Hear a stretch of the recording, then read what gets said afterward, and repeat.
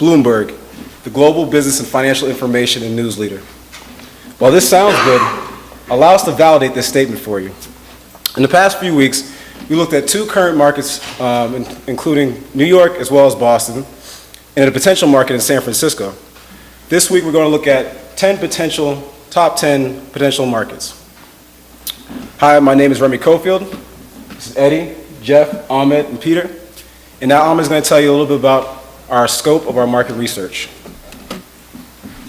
We surveyed the global cities which has the highest potential for financial markets, also for highest level of accumulated wealth, and also high level of awareness for business news and Bloomberg content.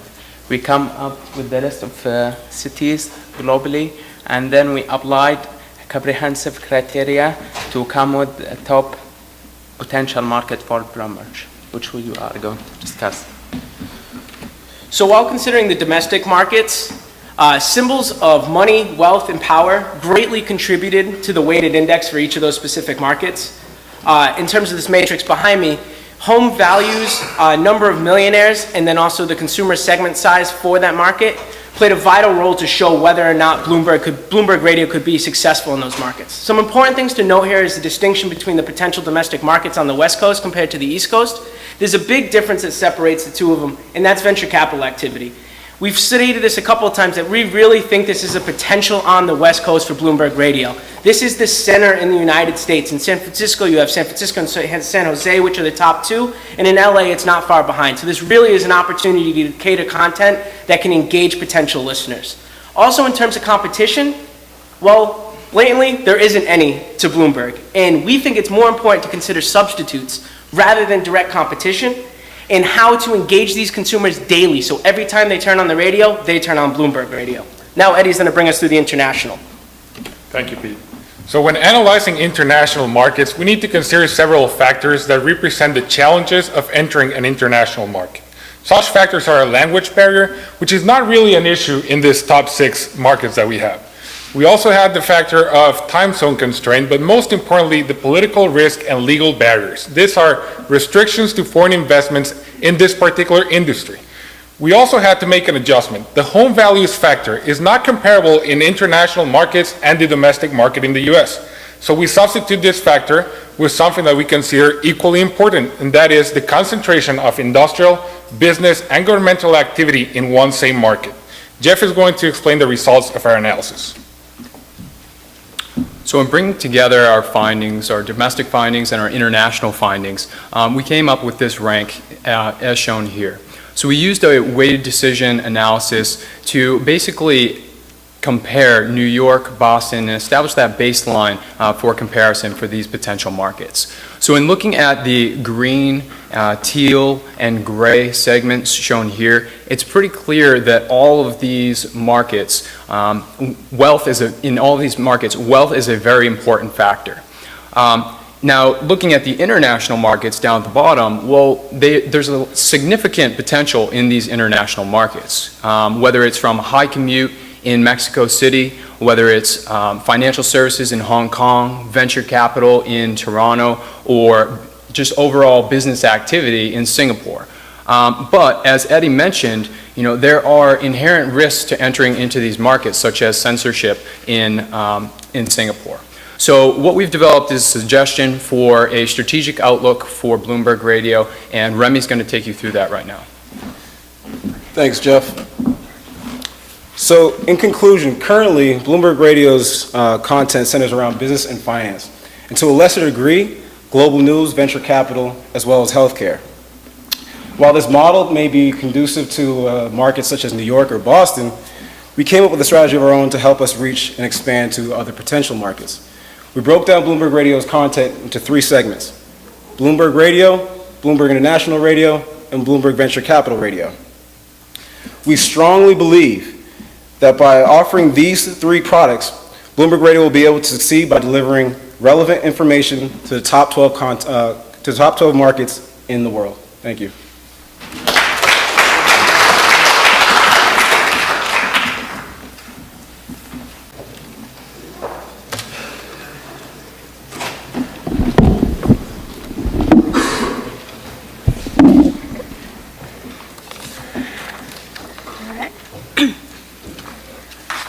You wanted to know, actually, can you hear me? Sorry. Restart. You wanted to know where the top 10 markets for Bloomberg Radio are located. Well, we found them and we ranked them. Let's see. New York, LA, and DC made the top 3. These made the middle, and these round up the end. So naturally, we recommend Bloomberg to pay extra attention to Houston and Dallas. Don't fall over your chairs, we'll explain ourselves. But first, let's talk about Boston. It came in dead last. Now, if you're a bit surprised or a bit upset about this, don't worry. It's time to get excited. Al, you've been satisfied with the performance in Boston, correct? Yes. Now take a moment to imagine the potential in these other higher-ranked cities. Okay, moment's over. Now Lauren will talk about the criteria evaluation. All right, so we evaluated each of these cities based on 2 main criteria, our consumer landscape and the radio landscape. As you can see, it's a 60-40 split for us. The consumer landscape and the radio landscape both have several sub-segments that we examined. In the consumer landscape, we have the presence of the target market, buying power, and those with incomes over $150,000. In the radio landscape, we considered listenership, commuting time, competition, signal strength and availability, and the presence of Bloomberg terminals. As Lauren has already discussed the criteria, we have scored the cities according to our analysis. This is the overall numbers of the cities, and this is our final ranking. But it is difficult to look at like all the numbers. So what we have done in the next step, we actually presented a pictorial presentation of the cities in terms of their performance. So green means those cities who are like doing really well. Yellow means they're in the middle tier, and red means they're not doing that well. So overall, New York is topping the list, and Boston is in the bottom. If we dig down deep in the consumer landscape, which is 60% of our matrix, New York, Los Angeles, and Washington, D.C. are the top 3. But here, Dallas and Houston are in the middle tier, accompanied by Chicago and San Francisco. In the radio landscape, the top 3 cities are same. But here, Philadelphia and Atlanta actually in the middle tier, accompanied by Chicago and San Francisco. So after giving all the weights, we can see that New York and Boston are actually creating a bracket for all the 8 other cities in terms of performance. New York is exceptionally good. Boston came in last, but Bloomberg has been really performing well here, which means all the other cities make solid potential market for Bloomberg as well. I will invite Kelly to come from here. Okay. Although our analysis revealed a number of strong potential markets for Bloomberg Radio, we felt it was important to draw your attention to 2 cities that fell in the middle of our final rankings, Dallas and Houston, Texas. To be honest, these 2 cities weren't initially very high on our radar.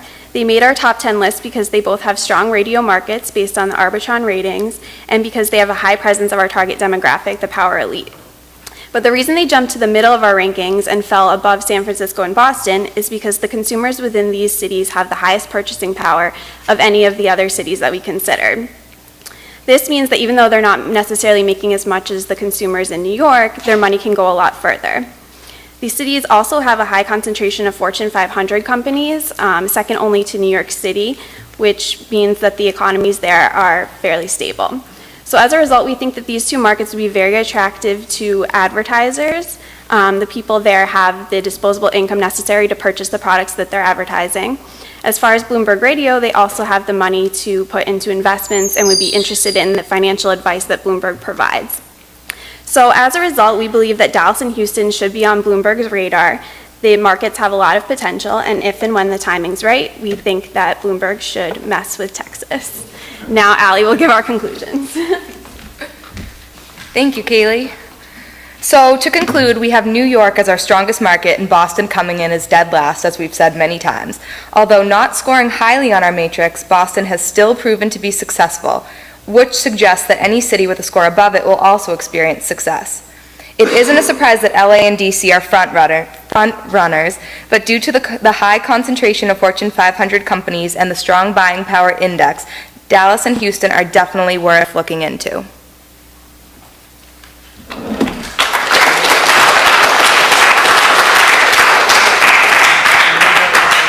Sorry. There we are. Last slide. Last slide. You know, there's a million reasons to think about Dallas. Okay? And every time I keep thinking about it, it just doesn't seem to speak of Bloomberg. It's not a bad market for us from a terminal standpoint, but it's clearly like second tier.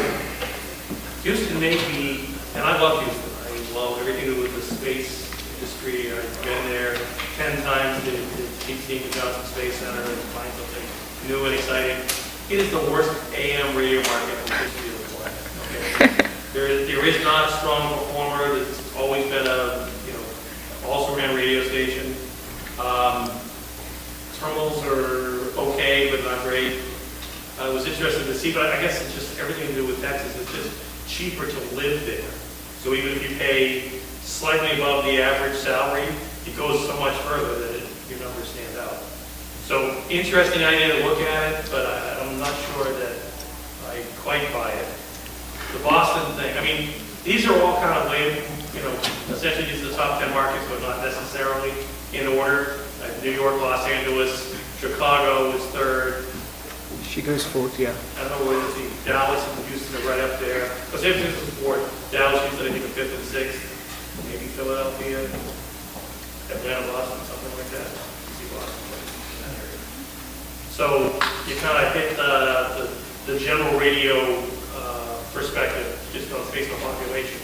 I'm not so sure that's exactly what applies to Bloomberg. Just keep in mind, Boston is working, I think, because it has so many Bloomberg terminals. It has a high concentration of people that work in finance, specifically to the mutual funds, that makes it an attractive market to us. So don't look on pure population. I mean, I might have mentioned that Charlotte's actually a very interesting market for us, and I think Charlotte is top 25 maybe market. So, those are my observations, but a nice job. I'm not sure if this makes any difference, but on our matrix, we put in Bloomberg terminals, but because we didn't have any information about it, we just weighted it as 0. Yeah. So that's not a factor in here, just for clarification. I have been trying to share everything with you, but anybody who kind of followed the news, it was one of these situations where of our 2,500 reporters, somebody looked at a piece of internal data and used it in a way that our competitors really kind of jumped all over us and saying, is there a proper separation between news gathering and our customers? And we just went through a very exhaustive review, and everybody now is having to sign on with understanding what can and cannot be shared. And this kind of fell into that category that, as much as I want you guys to have everything, I didn't think it was pertinent enough for you to know the specific numbers, and yet I didn't want to fight the battle internally. So just so everybody understands. If I tell you, a city is important, trust me, because I have to know the number, but I don't want to get anybody, including myself, in trouble. So, nice job. Thank you. Thanks, it was worth a try.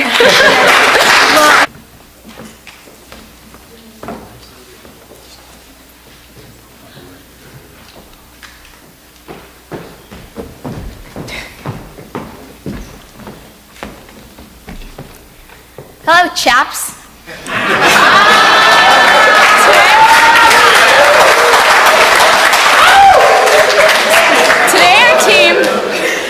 Today our team will be bringing together the research we've done so far in our project, combined with new research to help bring a recommendation of the top 10 cities we believe Bloomberg Radio should expand into. So hold on to your seats as we dive in.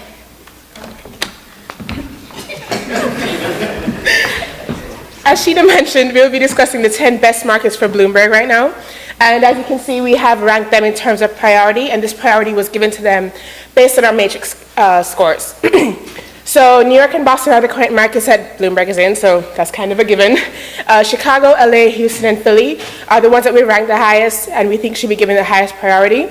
San Francisco, Dallas, DC, and Atlanta are also given priority, but they are a little bit lower on our matrix. But we still believe that they have good potential for Bloomberg, and Bloomberg should consider them in their future plans. All right. Just introduce yourselves, because I'm still trying to learn everybody's names. So. Okay, my name is Victor.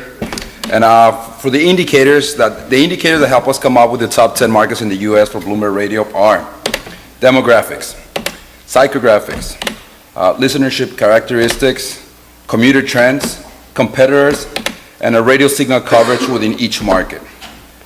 Now, for each indicator, we took into consideration factors such as the number of individuals working in the finance market, in the finance industry, income, age, and average car per household, among others. And like for any business, revenue is important. We also look into the companies that might be willing to buy or purchase ad spots. Thus, we weighted in the Fortune 1000 companies earning over $1 billion in revenues for each market.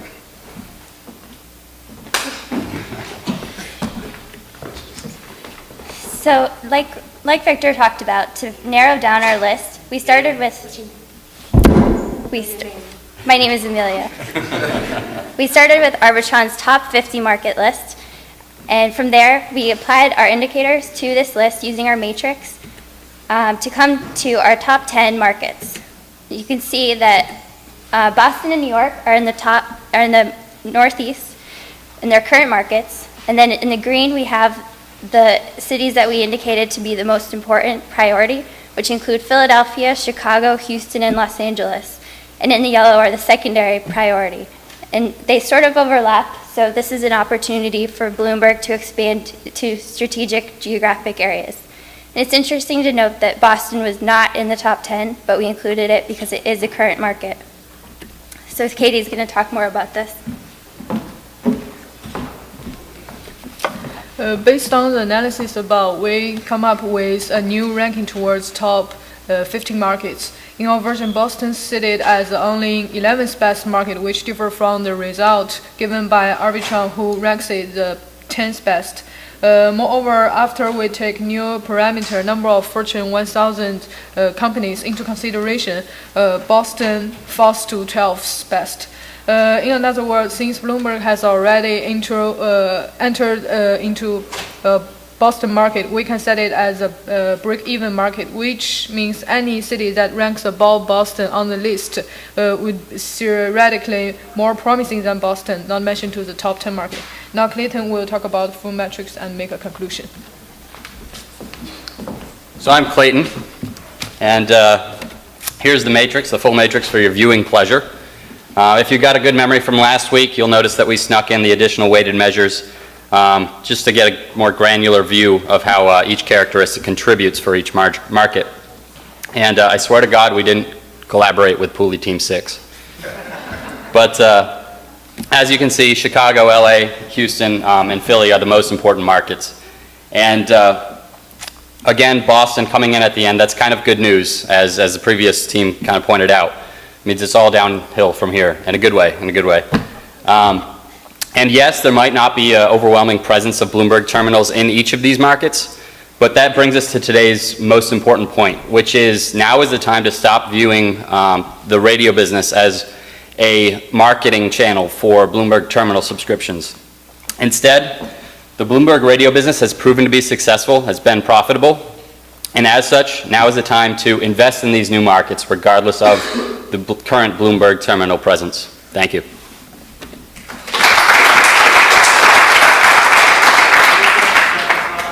What's that? Second slide, the third slide.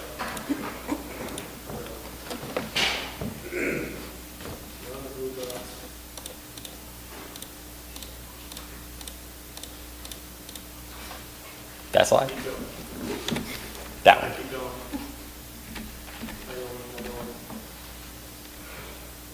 Is it one with the graph?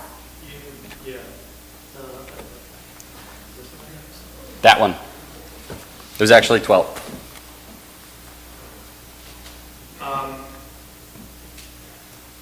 Houston, Philadelphia. DC ratings lower.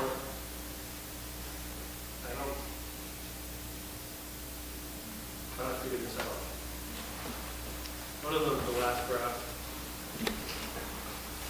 Our demographic and psychographic segments were weighted heaviest, followed by listenership characteristics. Those are the categories that carry those markets. I guess I'm just going to have to study this a little more. Our executive summary has more detailed This one, splits of it.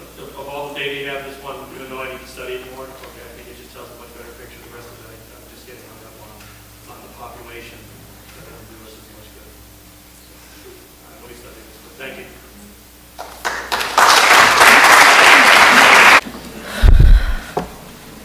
Hello everyone, we are Team 4. This is my team members, Yue, Lan, Gagana, and I'm Zhou. We are going to talk about the potential 10 market selection for Bloomberg. So previous presentations, we have discussed a lot about Boston, New York, San Francisco, and Chicago. So for this presentation, we are more focused on other 6 cities. So our agenda is first, Gagana will talk about the 4P analysis for Bloomberg, and then Lan will talk about the commuting and the signal analysis part. And in the later part, Yue will talk about the rest analysis, which include listenership analysis and the other rest criteria analysis in the form of metric tables. So deciding which cities to choose and recommend is future potential market options for Bloomberg. In addition to weighted average matrix, we also did 4P analysis. We did it because we wanted to see the current situation of Bloomberg, and we used this information when we decided that we will only focus on metro areas that have a dense population of high-income households. We also did it because we wanted to see the current marketing strategy that Bloomberg Radio uses in the current markets. We used this information when we decided that we'll focus only on metro areas that have high-ranked universities. So probably Bloomberg Radio can do the strategic relationships that the kind of strategic relationships it already did with Bentley University.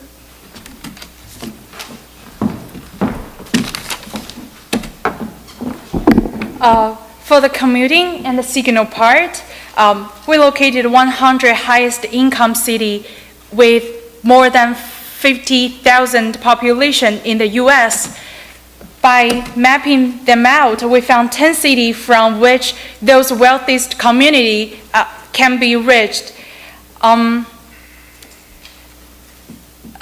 Take San Francisco as an example. Those cities can be reached in an hour. Those communities can be reached in an hour by driving. And take a look at the signal map. We estimate the signal by the signal coverage provided by Bloomberg radio station in Boston.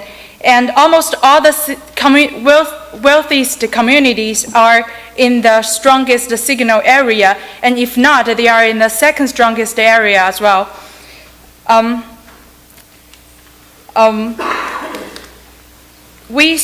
By looking,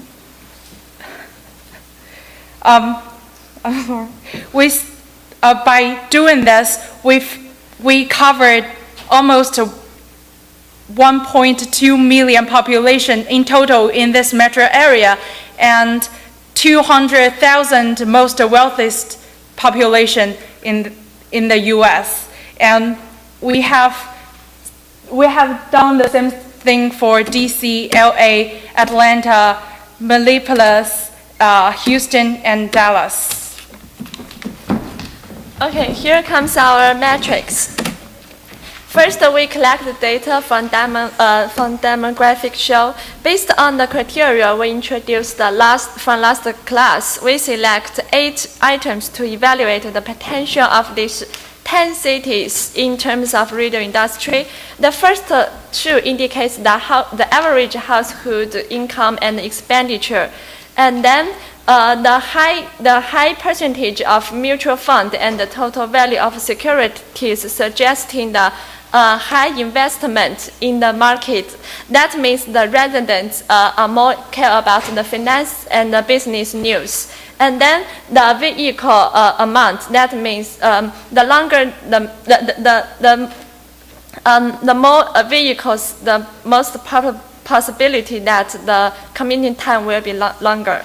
So But with these exact numbers, it doesn't make a strong sense. Therefore, we create a new table to convert these numbers into the into index in which New York was set as 100 in every aspect. And then here comes our result. New York is on the right of the bar chart. All cities are close to New York standards, more or less. San Francisco has the highest score with highest percentage of Mosaic Group A and Group B in total. And Chicago has lowest score. So based on all my team members' analysis, we have the conclusion of these 10 cities. We can say that San Francisco was ranked as number 1 as high as 152, and Chicago was number 10 with a score at 18.7. Thank you.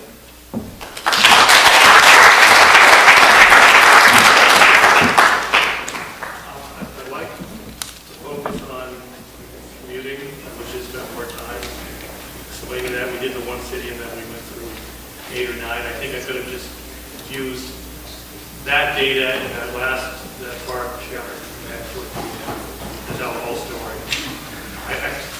This, based on what we've learned in both in Boston and New York, the longer people spend in the car, the greater the chance of us having more loyal customers. So the length of the commute is really important. They can only drive 10 miles, but if it takes them an hour, that's just as important as the driving 50 miles. So it's the amount of time in the car. Thank you.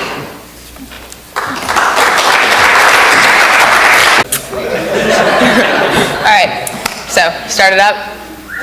Happy hump day, y'all. We are Team 6. My name is Allison Claire Limoncelli, and this week we looked at the top 10 markets for Bloomberg Radio. So we dug a little deeper into some data. At first, we took the top 20 radio markets in the U.S. Right off the bat, Puerto Rico, Detroit, gone. Obvious reasons. With the 18 that we had left, we put it in the weighted matrix that we created, and you see here the top 10 that we found, from New York to Seattle and everything in between. So we looked at a lot of factors, but what were the 4 that we felt the strongest about? 1, income. Does the market have buying power? 2, Mosaic demographic. Does Bloomberg Radio fit into their life? 3, competition. Who is fighting for the same audience as Bloomberg Radio? And lastly, commuting time. Do they have time in their daily lives to listen to Bloomberg Radio? So as Ali mentioned, we thought income and Mosaic details were 2 of the most important factors. And what these graphs are in order by our final numbers based on our final matrix scores. And what you can see is that although these factors have the highest weights, there are a lot of other factors that contribute to the final rankings, as evidenced by Chicago. Although it has a lower income than San Francisco, it got a higher ranking at the end. Thanks, Jim. I'm Megan, and for the commute time, we rated it a 3. We thought it was important because obviously during their commute, our target audience is going to be most likely listening to Bloomberg Radio. However, we didn't weight it as important as income and Mosaic concentration because we felt that those 2 specifically define the power elite. So how we came up with our rankings, we went again to Google Maps. At the time, Arbitron suggested that the commuters are most likely going to be traveling to work, which happened to be between 7 and 8 a.m. for each city. It was the same. So we got directions from the affluent surrounding areas and then commuted to our potential 10 markets and took into account the commute times for the real-time traffic situations that they face. And what we did was we came up with a breakdown on how to rank those cities and the breakdowns in the notes. And as you can tell, LA was our highest ranked because it has the longest commute time. As Al just mentioned, they only have 19 miles to go, but it takes them 55 minutes at 7:30 in the morning to get there. So, like he said before, time is also a major competitor that Bloomberg has to face off with. So that's might be bad for drivers to have long commute time, but it's ultimately really good for Bloomberg Radio. Thank you. Hey, I'm Brian. So in looking at signal availability for this, what we did was look at the number of available FM stations in each of the different markets. We had to do FM because presently the FCC is not allotting AM stations or giving them out to anybody who wants those. So the number of FM stations was the only number we had to go on. So the different cities that had a greater number of FM stations available were ranked higher in terms of this. And you will note that New York City and Boston both scored 10s, and that is because both have Bloomberg radio stations there right now. Now, turning to competition, the way we weighted this was by looking at the number and the quality of the different competitors in each market. Competition that had very similar programming was weighed heavier than that did not. And so what you're looking at here, cities that scored higher had less competition in those markets. And yeah, so that's what you're looking at there. Let me pass this on. Thanks, guys. All right, so this is our final product. This is the top 10 markets weighted matrix. So it includes all the criteria that we considered while performing our analysis. My colleagues talked about most of them. The two that I would like to point out that were not covered before are the people in financial services and listenership. We weighted them a little bit less than some other criteria like income and mosaic concentration. So to make it a little bit easier to analyze this data, we created this chart. So one of the things we would like to point out is that there is a big difference between number 1 and number 10 in terms of scores that they received. So to be more specific, New York receives scores that are 5 times the scores received by Seattle, which is in the last place. So we really think this is something to consider when you set up your market success expectations for all of these potential markets. So according to our analysis, yeah, this is the list that Bloomberg should consider for their next business venture. Thank you.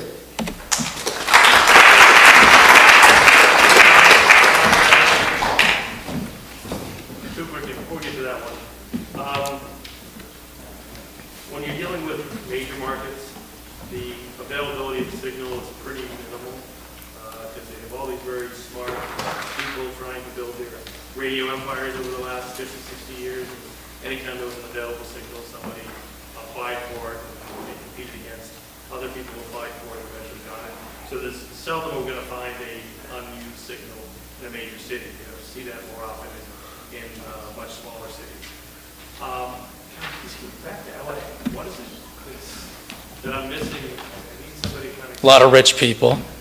A lot of people on the road a lot. What? Go back to the slide before that. Look at LA. What is that, 55 minutes for 19 minutes? Yeah.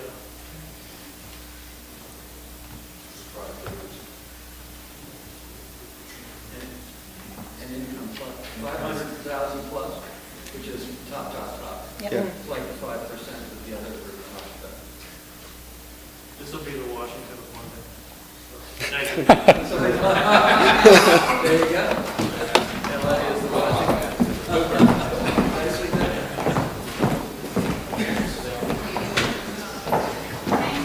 Bully Team 7. Did you get Kate on that little, did you get Kate? Did you get Kate? Did you get Kate on that? Probably.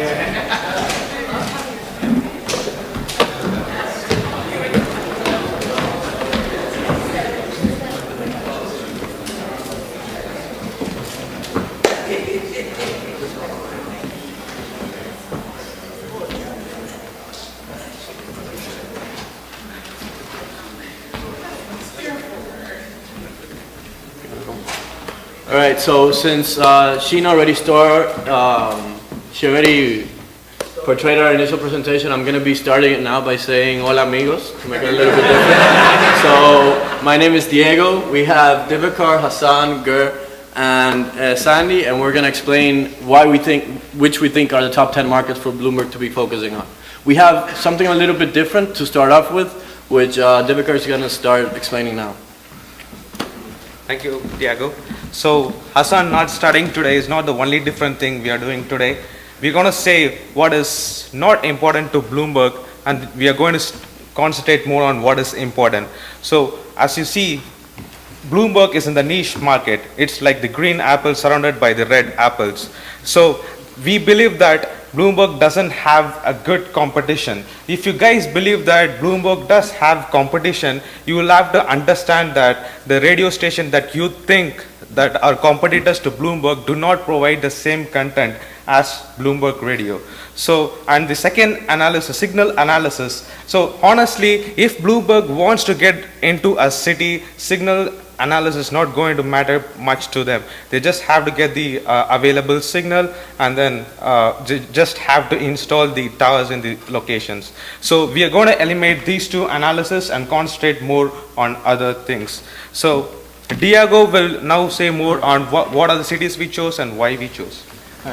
I'm Gar. This is the map for US metropolitan areas, and light blue and dark blue areas represents the highest GDP growth.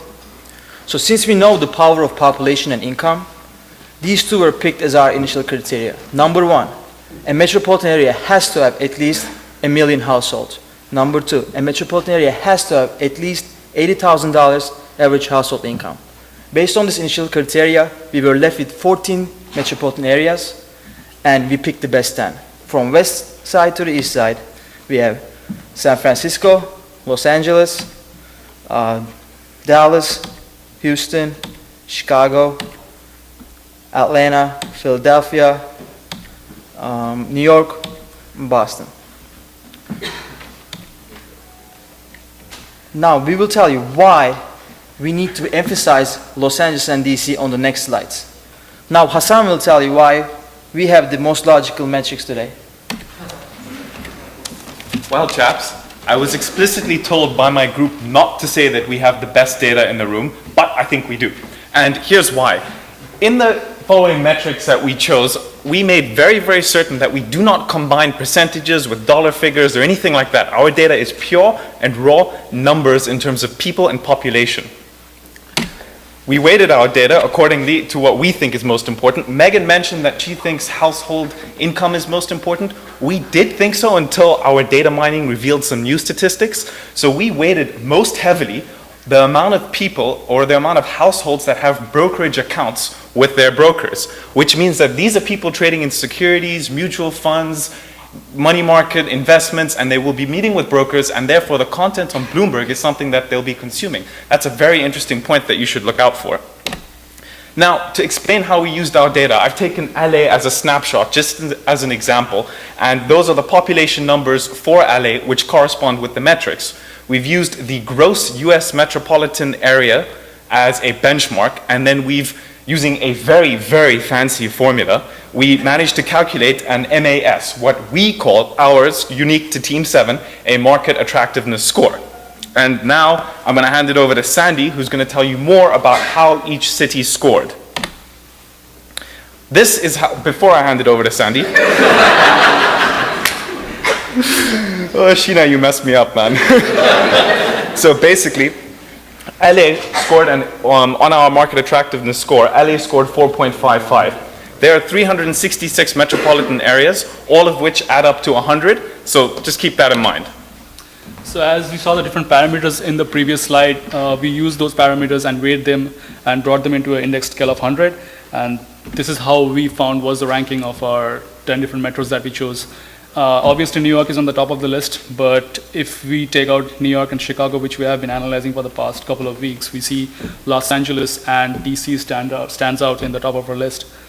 And also, interestingly, these 10 metropolitans comprise about 33.5% of the entire potential in the market, All right, in the US so market. To conclude really quickly, we have Bloomberg Radio. What do we want? We explained our reputations. We explained where the metro areas are located and why we chose these top 10. Furthermore, we showed you our matrix, which and why we believe is the most comprehensive one you've seen today. Also, we've shown you our MAS scores and why we believe you guys should focus, Bloomberg should focus specifically on Washington and Los Angeles in the West and in the East Coast to go forward. Thank you. Thank you.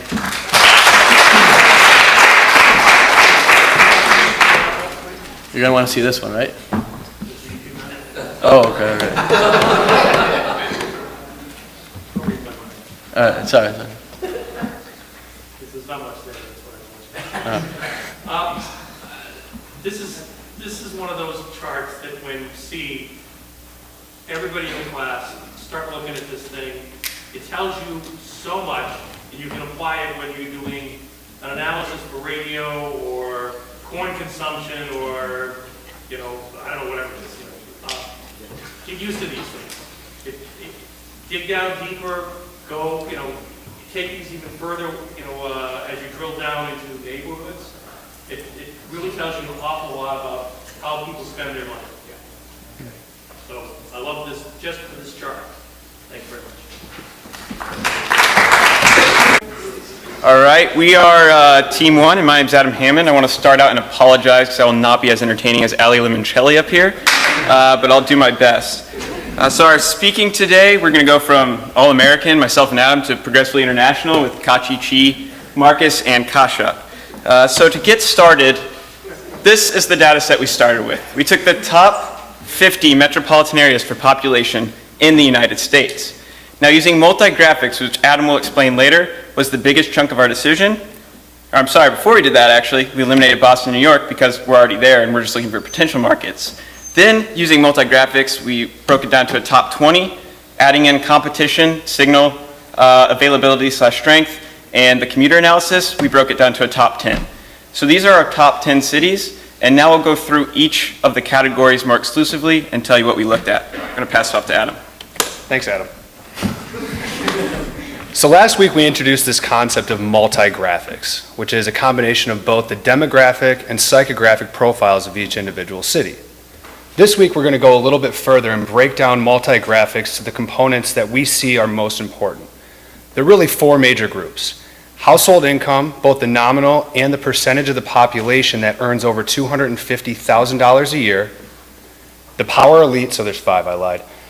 How much of the population belongs to the power elite category. Consumer expenditures, people with a bachelor's degree, as well as the population itself. Now again, as Adam mentioned, this is 75% of our matrix, and as that's applied to the cities that we saw, we have LA, Chicago, and Washington, D.C. in that order. Now Kachi's going to talk about the competition potential in those markets. So after narrowing down our top 50 metro cities to 10, we decided to look at potential competitors in terms of the same offerings that radio stations would have that is similar to Bloomberg. And obviously our 10 metro areas have news and talk stations, but we found 4 cities, Houston, Seattle, Atlanta, and San Francisco, that have stations that provide a offering that is similar to Bloomberg. So when we were ranking them, we put them a little lower on our list. And I'm going to hand it over to Chi to talk about signal strength. Thank you, Kachi. So for the signal analysis, we take the data from the radio locator of the potential competitor, and it contributes 5% to the overall weighted metrics. We use 2 things to evaluate. First is the numbers of a radio tower. Second is the signal strength. So for the fewer numbers of radio tower, and at the same time, the stronger signal it is will contribute a higher rating as a whole, because it probably means that it will cost you less to reach the same amount of target audience. So as you can see, it brings LA, Chicago, DC, San Francisco, and Atlanta more favorable location for Bloomberg in signal analysis. And that's passed to Marcus for the commuter analysis. Thank you. So how do these cities actually compare when you look at them from a commuter perspective? In the past weeks, we did that with tools like the heat maps and the total average commuting time. But this week, we want to take it one step further. So in order to get a comprehensive view of the market potential, we came up with this model. So we take the total number of commuters by city and multiply that with the average commuting time. And what we get is the total commuted daily hours by city, which is the market potential. If we run these numbers, we come with this chart, which shows us that there's a big disparity between the first and the last place. And now Kasha is going to wrap it up for us. Thank you. So those were the individual analysis for the different features which might affect Bloomberg Radio's decision to enter into a new market. So when we were listing the top 10 potential markets and looking at those statistics, another thing which we observed was Boston was ranked 11th. So what we did was we put Boston as the base over here, which is the line at the number 1, which you can see is the horizontal line. So, and we've taken the weighted average of all the other, of all the features which were just stated, and then we've ranked the cities accordingly. So as we can see, those cities which are above the line of 1 have the potential to do a better, Bloomberg Radio has a potential to do a very good job in those cities considering the research that we've done till now. And out of these cities, it's only Seattle which is lower than Boston. So as we can see that it is not, at this point of time, it looks unlikely for Bloomberg Radio to do as well in Seattle as it would probably do in LA, Chicago, or DC. Thank you.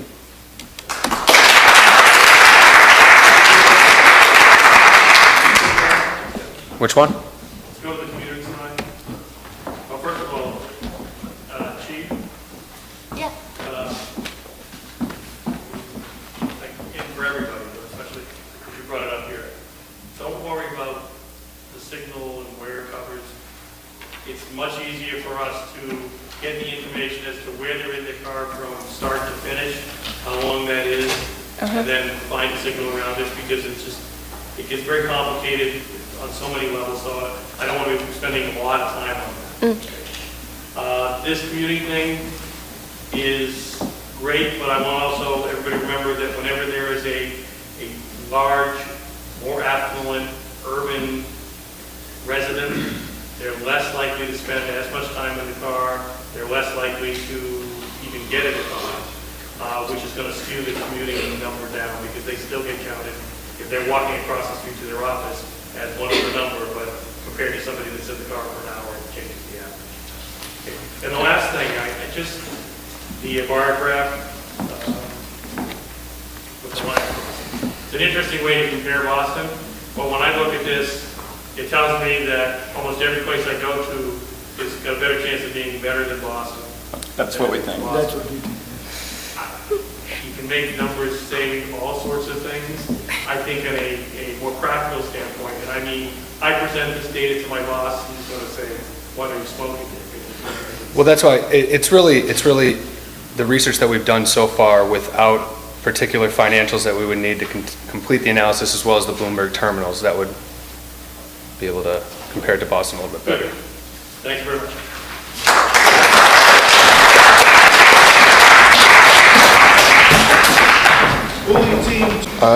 Are you ready?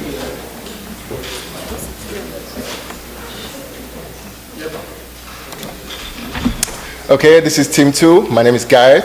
We have Ariel, Natalia, Amitav, and Deshaun. So, what does New York, Boston, Chicago, LA, San Francisco, Houston, Washington, D.C., Philadelphia, Atlanta, and Dallas have in common?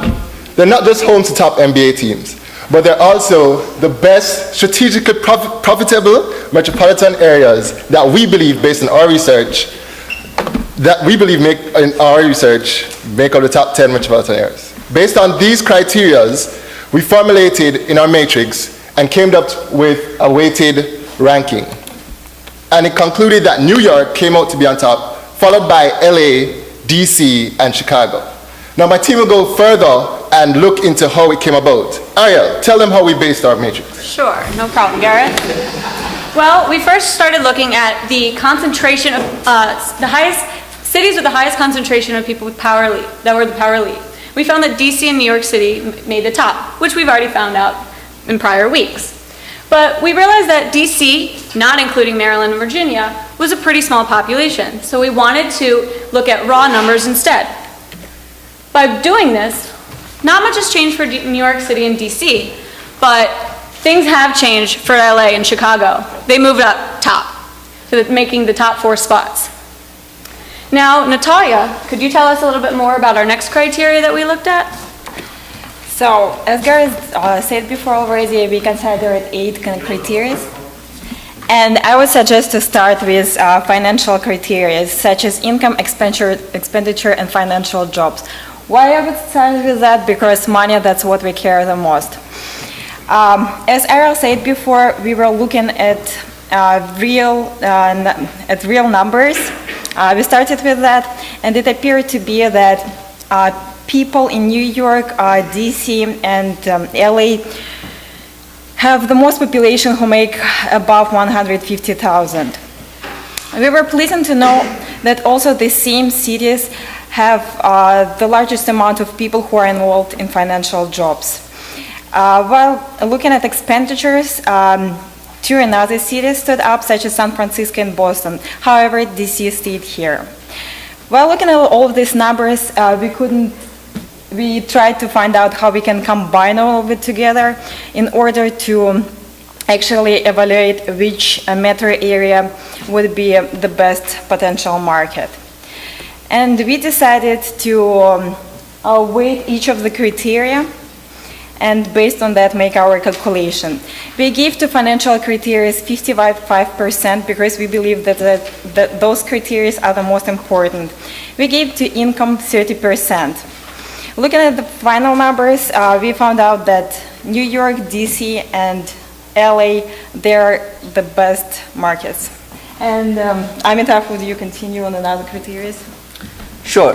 So we didn't want to limit our analysis just to financial matters. So we took into factor first the age range in terms of just the raw numbers of people who lie within the 35-64 target range. For listenership, we looked at the amount of people in each city who actually listen to news talk radio. For commuter score, we want to consolidate all our findings into one number.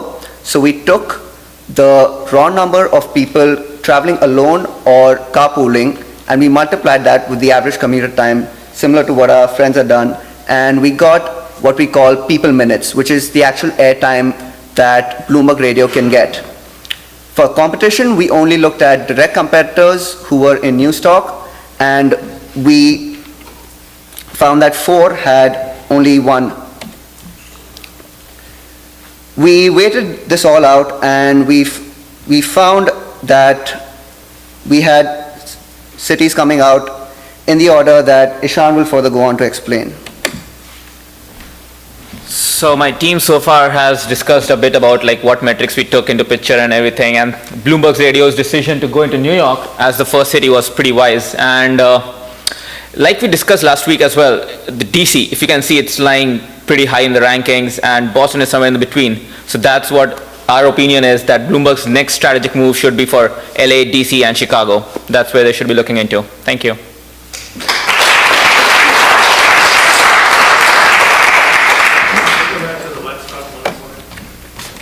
That's me.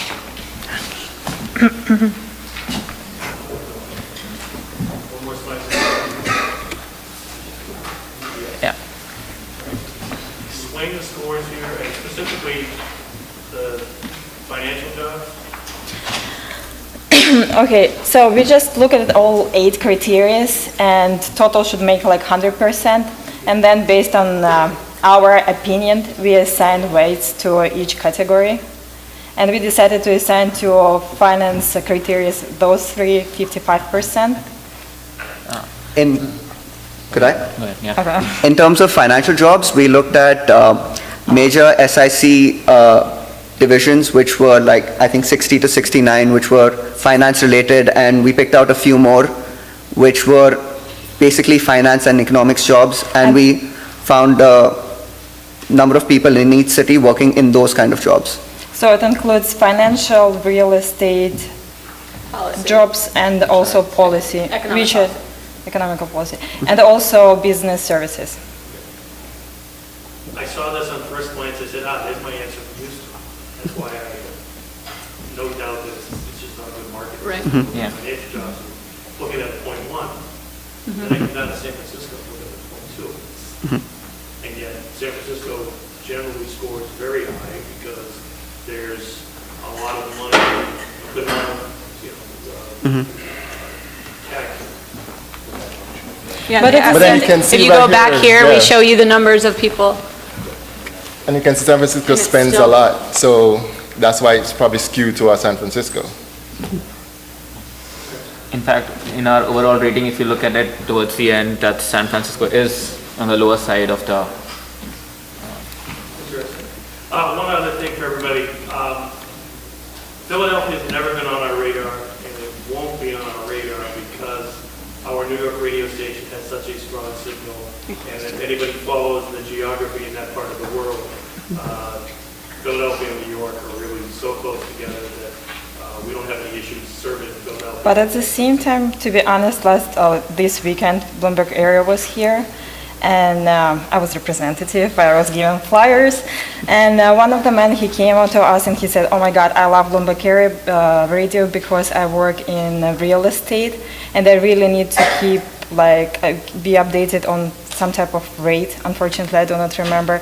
And he was from Philadelphia, and he said that the only one way to listen to the radio is through online broadcast. He's from there. He's very interested. He's your fan. The survey of one. Survey of one, or rather, survey of two, because my most vocal critic is Vincent from Philadelphia. He sits there and he listens from 5 in the morning until 6 o'clock at night. He is very long-winded. So whenever Vincent calls me, I look at my schedule and I say, do I have an hour to talk? So I know he comes in at all hours of the day and night, and he obsesses about the details. So he needs But to get the radio. just to remember, the New York metro area would include those places in Philadelphia that get Bloomberg. The Philadelphia metro area would include places that don't. So that's why it would be different. Okay, thank you. Thank you. Team 3, I'm Miriam, and these are our top 10 markets for Bloomberg Radio. So, to continue our analysis, we decided to answer the following questions. And the first question is there an audience? We found out that our target market, people who are in the 30s, 40s, and 50s, represent on average 40% of the population in each city. Also, we found out that all our choices, top 10 cities, are in the list of top 25 metro radio areas in the US, according to the Arbitron. And also, we concentrated our choice on power elite and flourishing families as our target market, because these are the households with high incomes. Now, Preet will continue. G'day, my name's Preet, and I'm presenting the next question that we believe Bloomberg Radio should be considering. It's nothing out of the box, you guys have seen this before. Do we have a listening opportunity? Do we have the audience that we are targeting? So three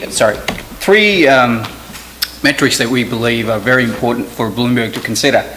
Obviously, average commute times, how many people or what percentage of people are traveling, how long are they traveling, and what times are they traveling between 5 a.m. to 9 a.m. That's a slot that we presented last time as well. Most people tend to leave between these times across the 10 cities.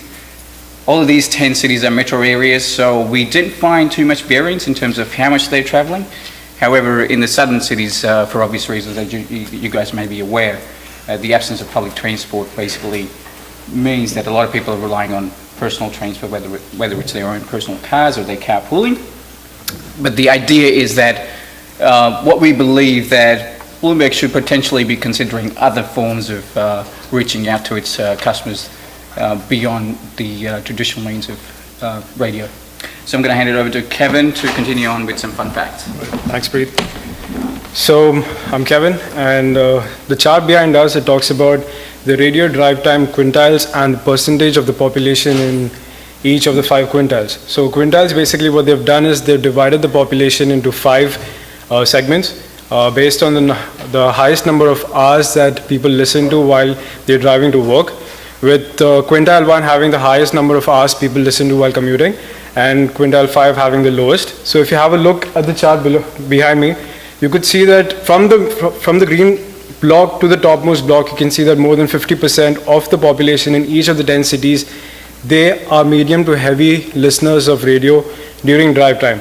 And the 2 time segments that they chose for this were Mondays to Fridays, that is between 6 a.m. to 10 a.m. and while driving back to work, that is from 3 p.m. to 7 p.m. So do they listen? We think yes. And Liz is going to answer the next question. Hi, I'm Liz. I'm going to talk about who is the competition.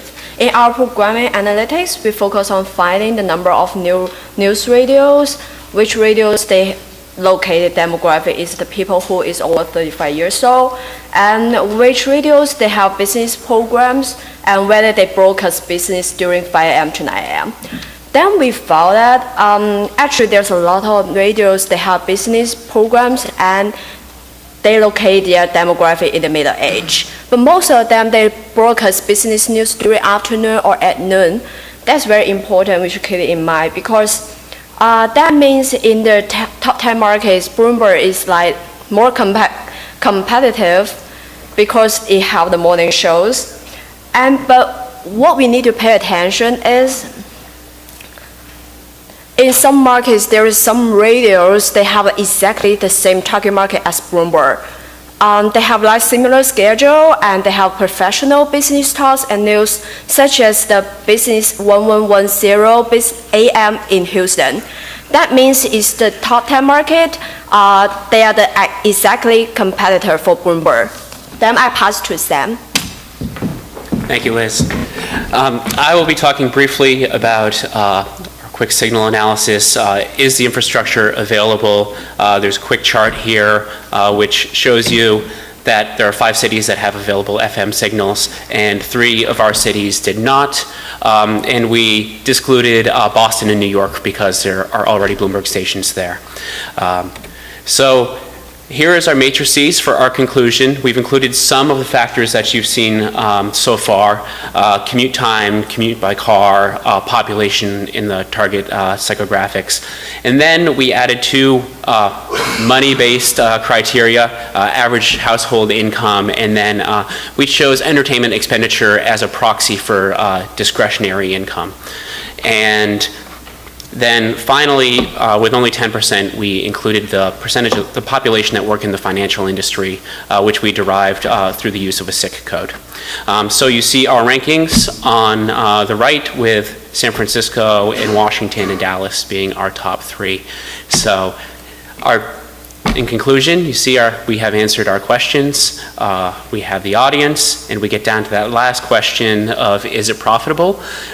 We will answer that question at a later date, but we believe Bloomberg should move ahead with seriously exploring the markets we've recommended. Thank you.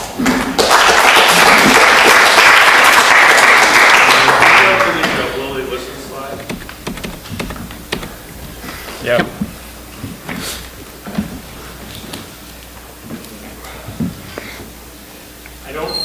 I personally don't find a lot of value in this slide because it kind of looks like the little LED signals that we have on our consoles that replace the old meters for when people talk and don't talk.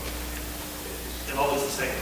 So right. What would be a better way of expressing this message?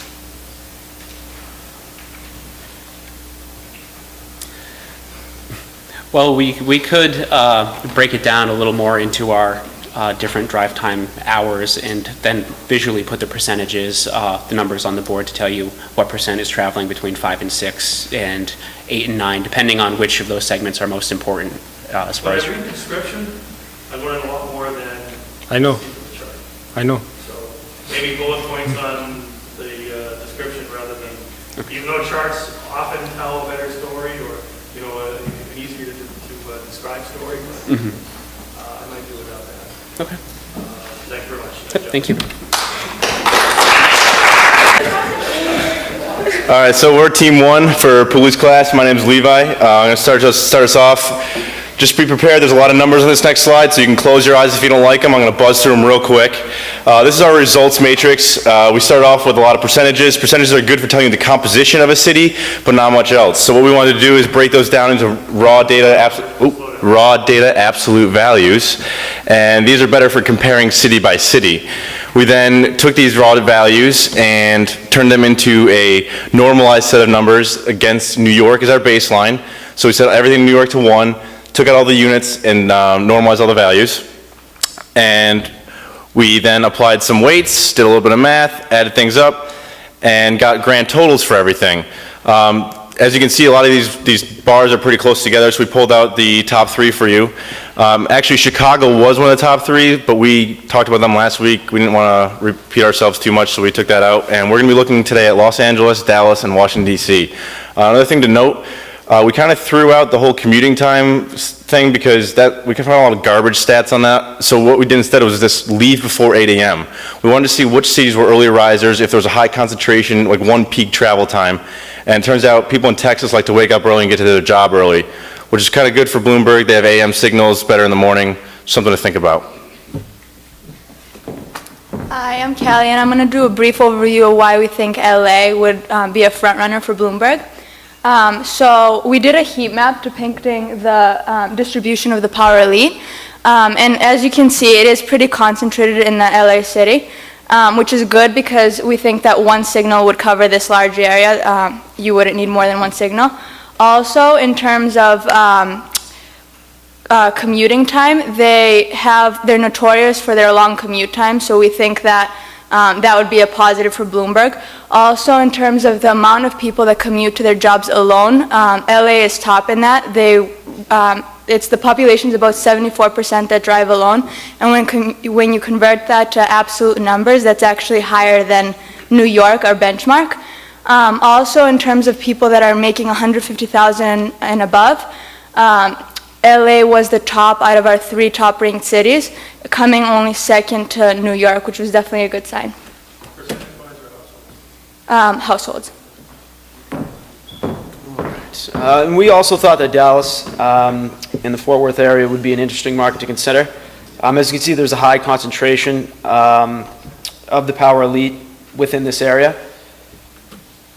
And within this circle with a diameter, diameter of 61 miles, there are about 5.5 million people, and 80% of them drive to work by themselves, which, as we know from previous presentations, that's important because most people listen to the radio in their car.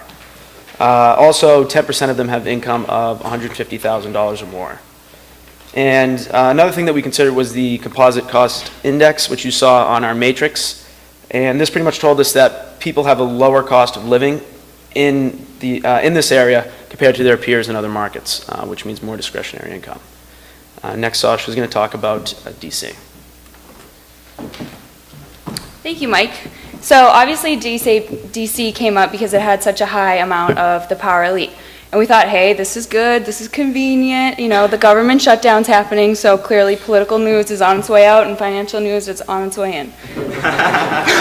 Thank you, guys. So that's not how we did it.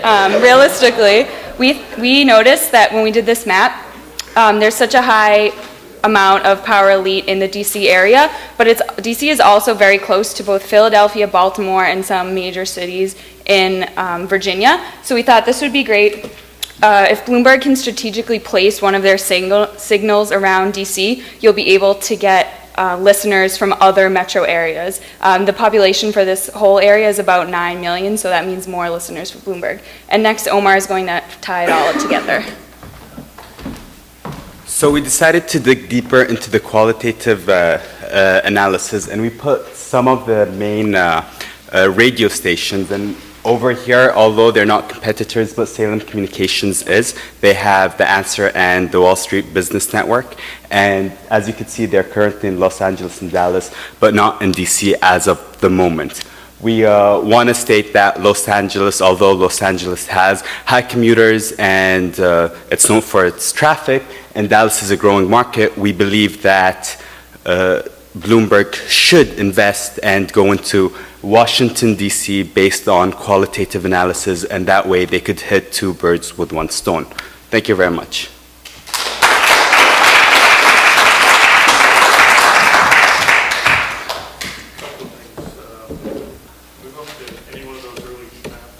Oh, sure. I don't know, it's not reproducing well, so the circle was nice, the reference points, I guess, it didn't rotate, but they don't tell the great story that heat maps do, or at least I can't see it. I think it's the lighting. It's the lighting. So the main point we were trying to get across with the heat maps is where the rich people live. So as you can see in the PowerPoint presentation, the slides we handed out, it looks much more appealing than from the slides. If we go to the Washington slide. Okay,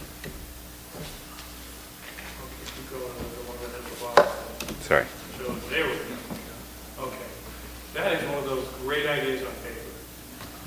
that has no realistic application. To get a radio station to go 170 miles, I don't Right, well, we didn't think it would cover all of it, but we thought depending on where you could get a signal, that it would cover at least DC and maybe some other parts of metro areas. And keep in mind, that's the diameter, not the radius. So you could easily get a diameter of 120 based upon previous information that we found. What you want to be aware of is point-to-point usage. So from the time they turn it on, or they want to listen to it, at the beginning of their commute, let's just say, is it available, to the end of this commute. And if it isn't at some point or another, there's less of a chance that we're ever going to get it. I mean, there's been so many smart people that have tried, you know, if they come to this point, then they'll switch to this one, and then they'll switch to this last one. It will work.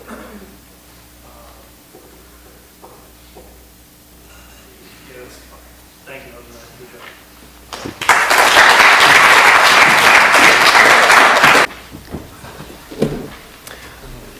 Hi everyone, we're Team 5. I'm Kerem and my teammates are Aaron, Yi, Brian and Garage. We will be presenting our top 10 markets and pointing out a few cities that we haven't talked about before. And here are top 10 markets that we, based on our matrix that we came up with. A couple of interesting points. New York obviously makes up to the top due to its high poverty elite population.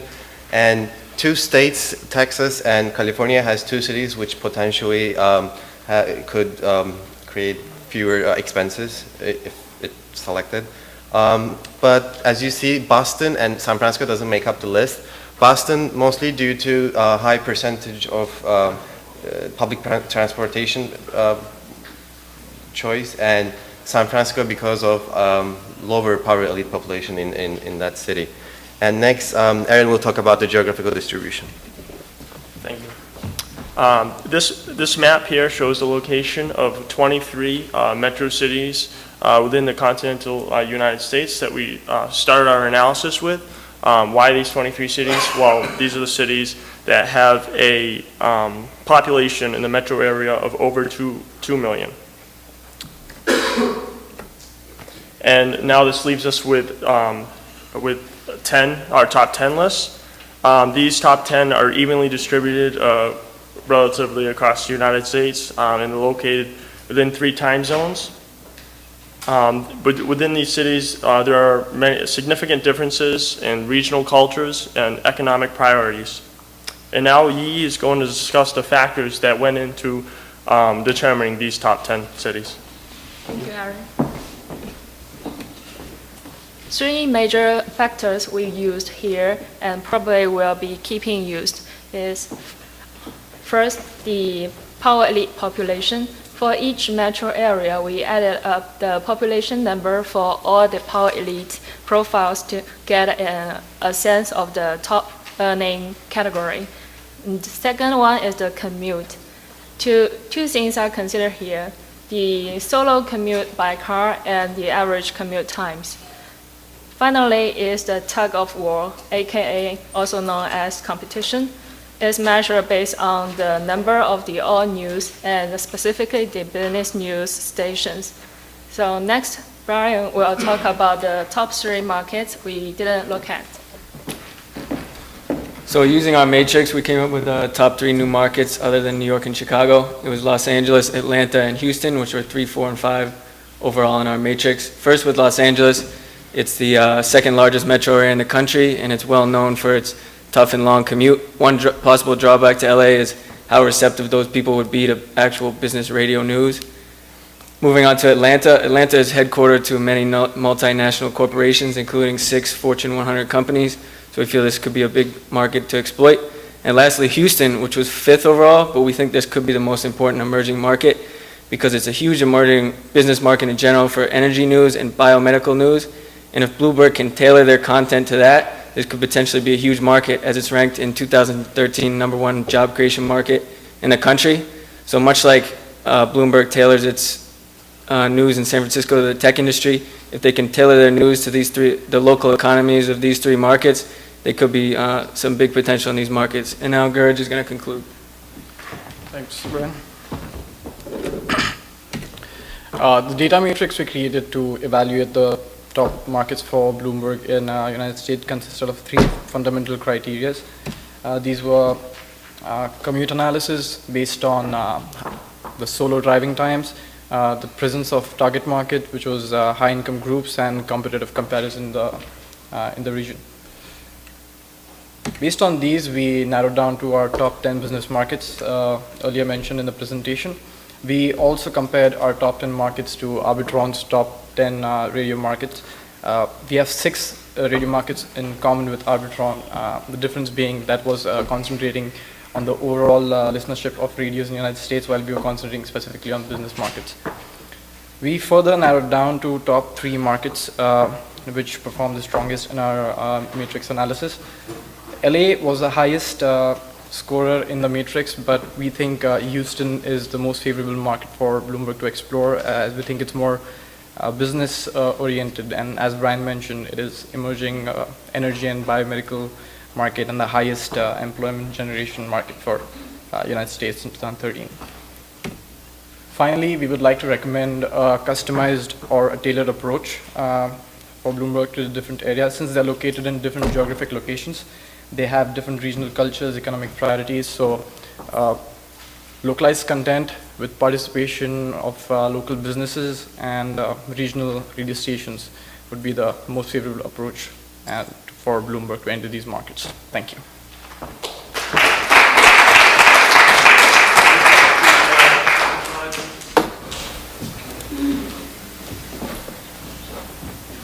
I have to give you credit for several things. One, that you have the courage not to put Boston on there or you're watching. Sorry. Two, to have the courage to put Detroit on there.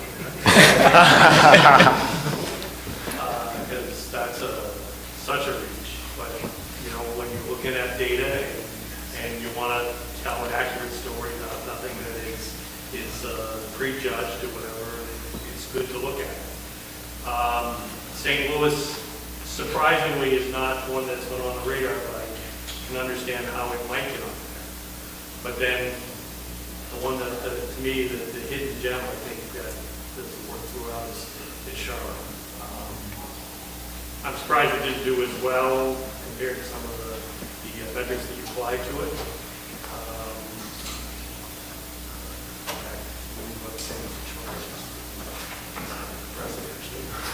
I used to live in Detroit, so I understand my 4-year time. But no, good thinking in not predictable ways, and I commend you guys. Thank you. Thank you.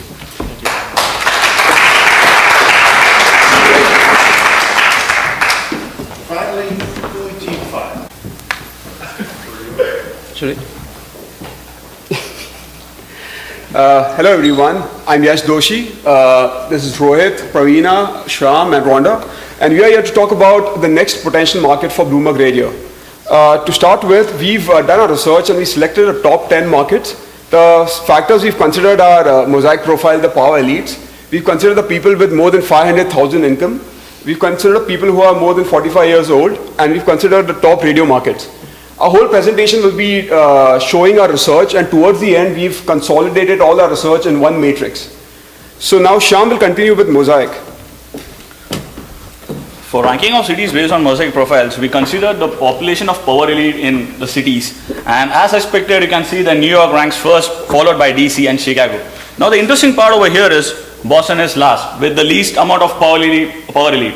So in between New York and Boston, there are about 8 cities where Bloomberg Radio can actually potentially target the power elite.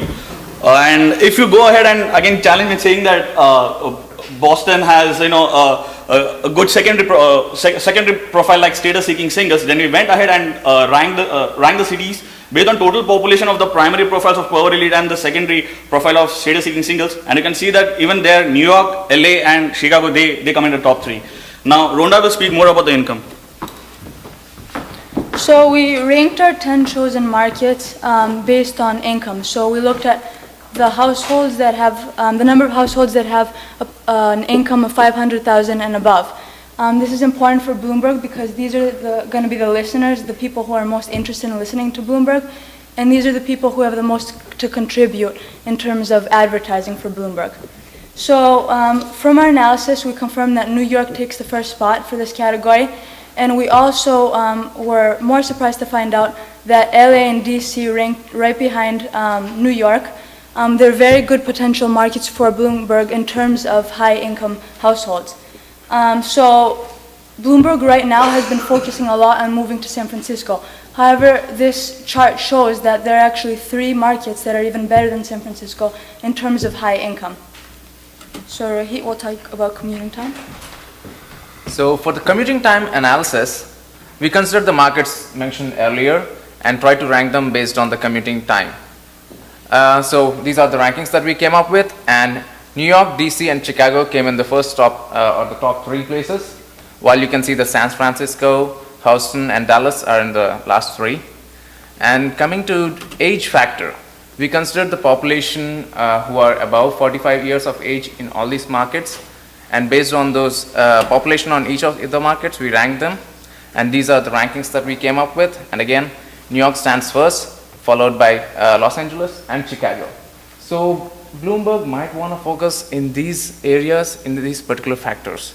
So now Pravina will continue with the number of competitors in these markets. To do a competitor analysis, we filter the radio stations which provide business and finance news and talk, and which appeared in the last 3 months rankings in top radio stations. So Houston had just one competitor, and it has like 2 available signals, which makes it a favorable market. And the other markets have like a similar number of competitors, which makes it, so we group them together. Next, Yash will be presenting about the matrix. So this is a matrix. I know it's a bit messy and it's a lot of data, but we've just shown it so that you know that we've done a research. These are the factors we've taken. These are the cities we've taken. And after weighing them and calculating everything, this is the total. So this is what our research suggests. Bloomberg, really good job starting and entering with New York. Boston, not really a good decision. Emphasizing a lot on San Francisco, maybe. But what we think is LA and DC are the top potential markets. You will be missing your opportunity if you don't enter this market. Why LA? Because there are people with more income, and why DC? Because there are people who are more power elites. So these 2 factors will contribute and influence the radio market a lot. So thank you.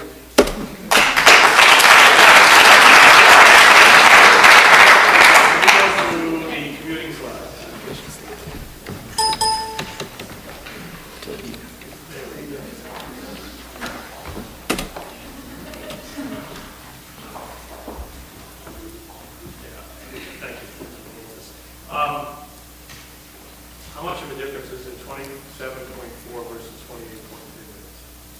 You can hold your breath. Yeah. Actually, when you look at all of these, some of the markets, we can group some of the markets. So they give you a good snapshot as to how much time people are spending, but I'm not so sure any one of them is any longer reading this chart.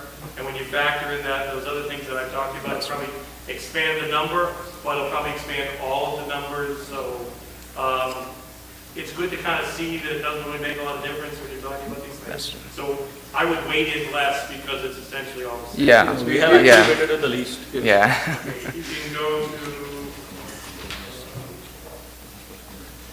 competitor slide. That tells you that was the point that I was trying to make about Houston earlier. It's just not a very good area. And your last slide.